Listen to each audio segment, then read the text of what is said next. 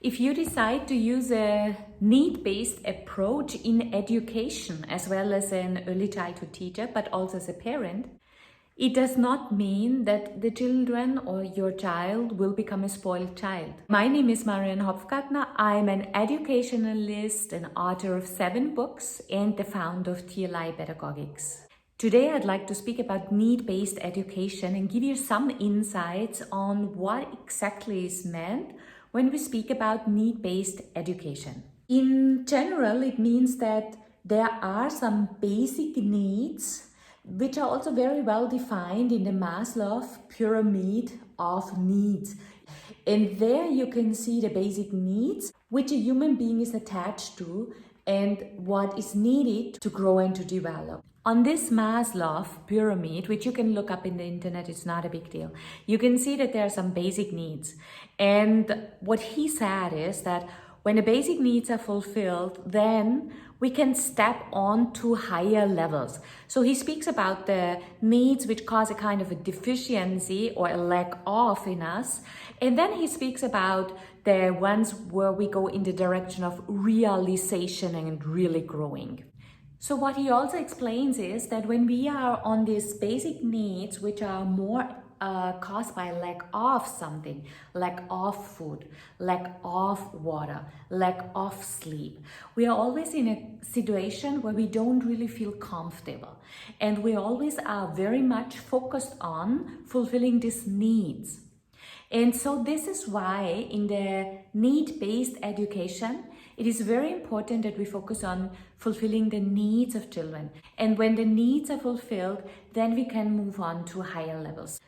But in this pyramid, you also have the emotional needs. And in the emotional needs, it's a lot about the needs on hugging, caring, nurturing, and loving. And this is when it starts to become very interesting. Till the age of about 1 year, we are very open and very interested in giving the baby whatever he or she needs. And we try to provide comfort to the child, also on the emotional and mental level, and not just on a physical level. But interestingly, when a child starts walking and growing up further, we are not so much focused on what actually is the need that the child has. We tend to not be aware of the needs. And when there is a lack of love, a lack of care, a lack of hugging, a lack of understanding, then the development of the child starts to take a very different route.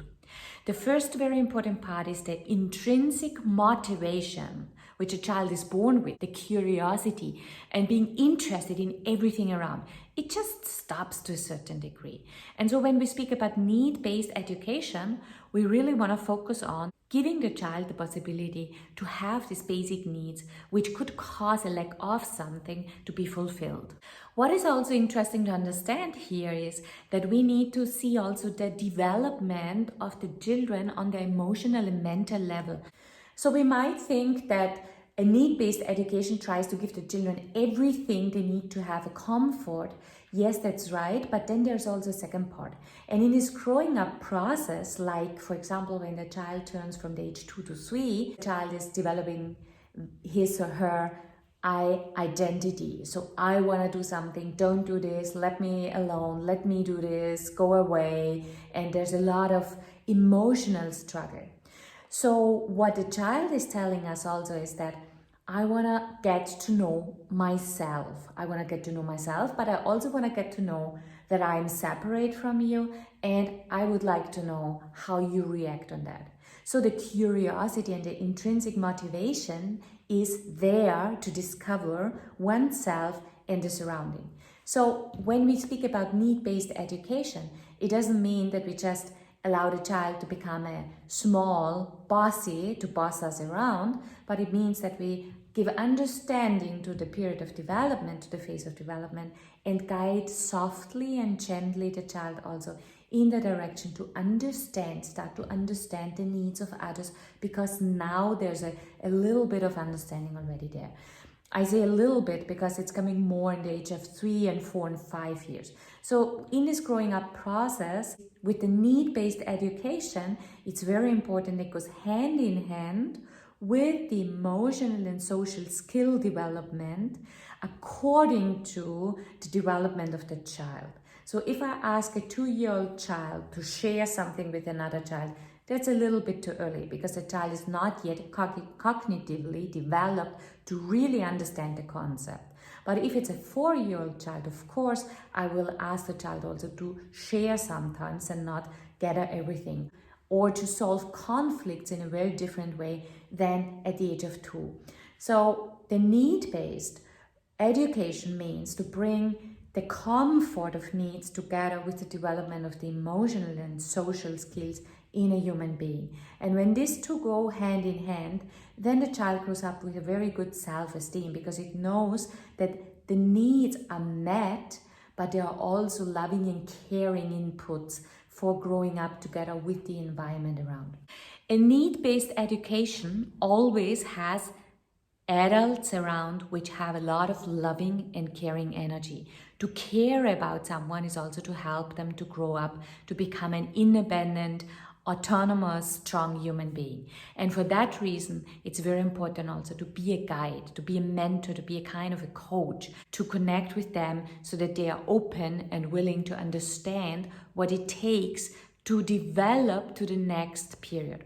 Think about it. When a child is in a 2-3-year-old period phase, or if they are in the adolescence phase, it's not a comfort that's inside. It's not comforting them to be like that. But on the other hand, they also have to work out certain things. And I will make a video on what actually is worked out in that. So stay tuned. If you're interested, please click the subscribe button and see that you click also the notification bell so that whenever we go online, you can also get some more information on that.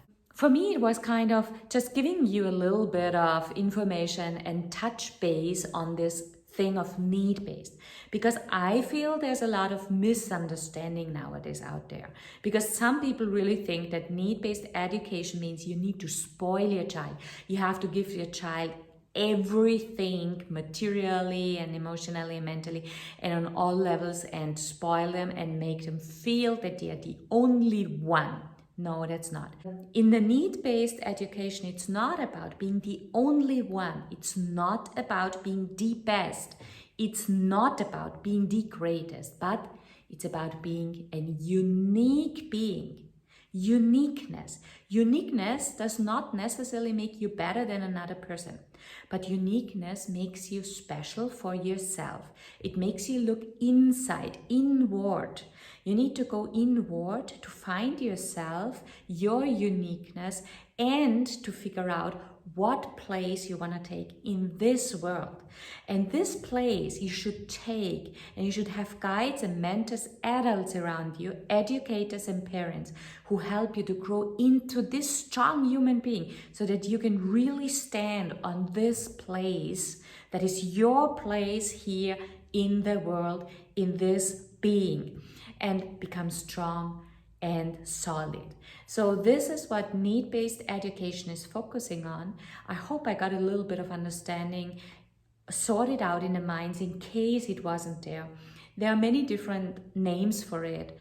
And in TLI Pedagogics, we use the need-based education. Our educators are all trained on it to understand it. There are more inputs that we give, so in case you're more interested, please stay tuned and stay with us. Do not forget to like this video if you really like it. Leave a comment if you want to have some certain things explained, because I really just touched this knowledge a little bit on the surface, we can say. It's really to go deeper. We go very deep in the trainings for TLI educators. But if you want more on that topic, just leave a comment and let me know what exactly you would like to know. So the important information is basic needs. It's our obligation to fulfill the basic needs.